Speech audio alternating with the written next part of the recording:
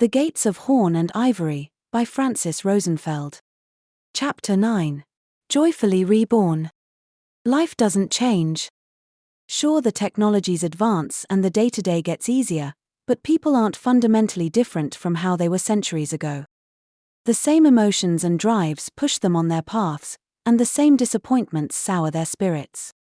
Persephone tended to her souls like a gardener tends to his or her plants, watching them get born, live and die, forget their experiences and come back to life the next time around, like seeds sprinkled on the ground.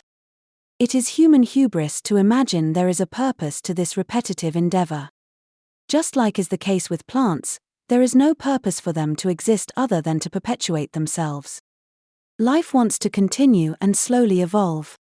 If there was a greater purpose under Olympus, it was too high for anyone to understand it, and it most likely did not involve building mighty empires and fighting bloody wars, the empty vanities and illusions of power that die with their creators. Dust to dust, that's all they were, buried in layers beneath the footings of new civilizations, just as oblivious and non-enduring as they were, only translated forward in time. Persephone sighed, grabbed her scroll of all the souls who were scheduled to depart and made for the asphodel meadows. It was the same ordeal each year, going to them one by one, and trying to sell them on being born again.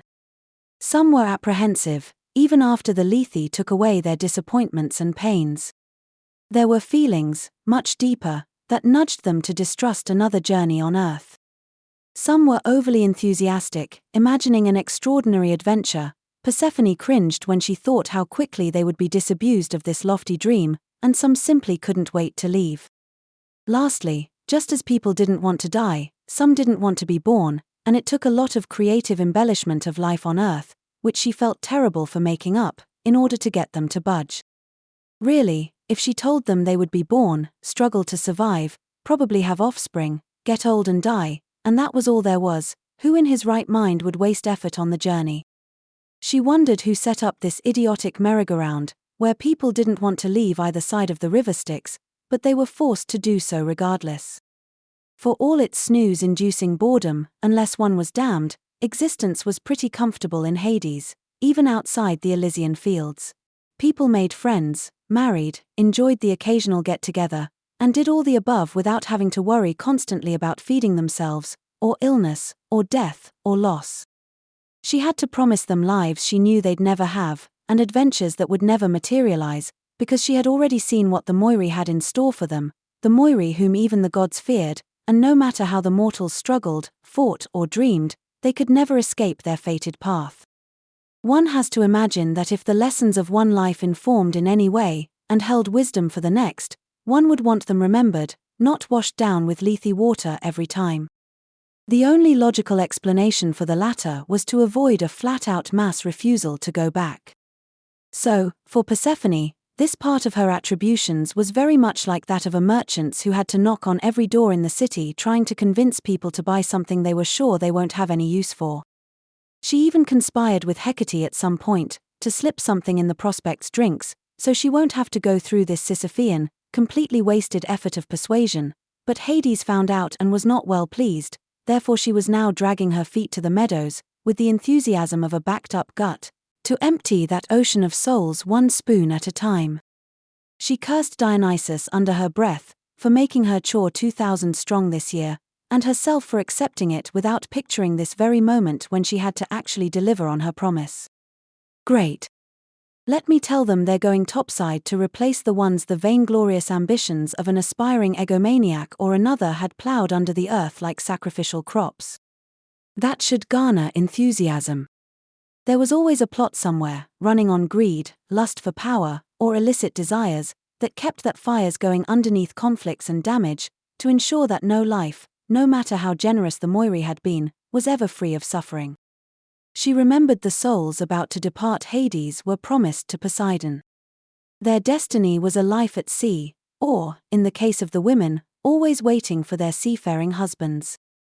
An entire nation traveling by water, establishing new colonies on distant seashores, spreading far away from their homes, bringing with them its culture and customs and infusing them with all the good things they found in their new one. They always found new foods, new ways of doing things, new construction materials, and often new gods too, which is why it was very important for Persephone to keep them keen on the Olympus pantheon. Of course, they all ended up in Hades eventually, no matter which deity they worshipped, so the only purpose of this persuasive effort was to keep the family temples well stocked with offerings. She imagined there would be no end to her mother's disappointment if, by some failure of her duties, everyone got to worship Isis in her stead. By the gods, what a nightmare! Persephone had been wise enough to keep that bit of information about the new souls being promised to Poseidon from Demeter before she came back to Hades, but the chickens were coming home to roost soon on that topic. That was going to be a conversation to remember, 2,000 souls, and not one farmer among them. She was getting closer and glared at the elm of false dreams as she passed it. Of course it was growing on the border of the meadows. What better place for it than there? Persephone, dear, she could hear Hades in her head. I've been listening to you for the last half hour and I heard nothing but complaints. What do you want me to do? Tell the other gods everyone is staying here permanently and they should make do without the mortals. Persephone mumbled under her breath. Everyone is waiting anxiously, Poseidon, your mother, Zeus, everybody. Eris bamboozled Aphrodite, big surprise there, into making a mess of Troy, and now they have to build a new city. We've got the Achaeans roaming aimlessly for decades all over the Aegean like they've never sailed before. I tell you, Odysseus doesn't seem very eager to get back home, or even wear male attire anymore, and he just found himself a witch to blame for it. You don't even want to know what happened in Thebes. Please, Persephone. It's a mess. Just send them on their way so I can get the whiners out of my hair. That's all everybody ever wants, isn't it? Persephone thought, annoyed. We all go through the motions so the squeaky wheels don't give us headaches with their never-ending griping. No matter how irrational, revolting, or worthless their demand. Do you want to discuss the matter with the parties involved? Hades got cross. 'Cause I can set up a meeting, bring them all here, so you can present your arguments. I'm going, she muttered like a bitter old woman. That's how it happens, she thought. That's how all the joy and the enthusiasm get beaten out of you, through a reinforcing pattern of anticipating disappointment. That's why it's called work, Hades continued preaching. You are the goddess of renewal and fertility. That's your principal attribution, to bring new life into the world. It's like listening to Athena complain that knowledge is useless. I said I was going, didn't I? Persephone replied. May the gods protect us from anybody else's opinions not being taken into consideration. I listened, my beloved wife, and empathized. Now get back to work. She could see the soul's expressions turn grim as she approached them. What a splendid calling this was, to be the one no one was happy to see and deliver the message no one wanted to hear. She was like Thanatos in reverse, creating diametrically opposed outcomes, but with the same emotional impact. Persephone was pleased she at least had the insight to start with the souls in the Vale of Mourning, who didn't have any peace and contentment to lose by going back to life. She couldn't help a little smile imagining Poseidon with a fresh crop of melancholy mopers on his hands, trying to teach them the ways of the sea while the latter looked wistfully into the horizon, distracted, and deploring their unrequited loves. If she had learned anything about the workings of Olympus, she had to guess Poseidon was probably going to cut a deal with Aphrodite, who was either going to fix their problem or break them for good. Either way they'd be shipshape and sea-ready by the end of the process.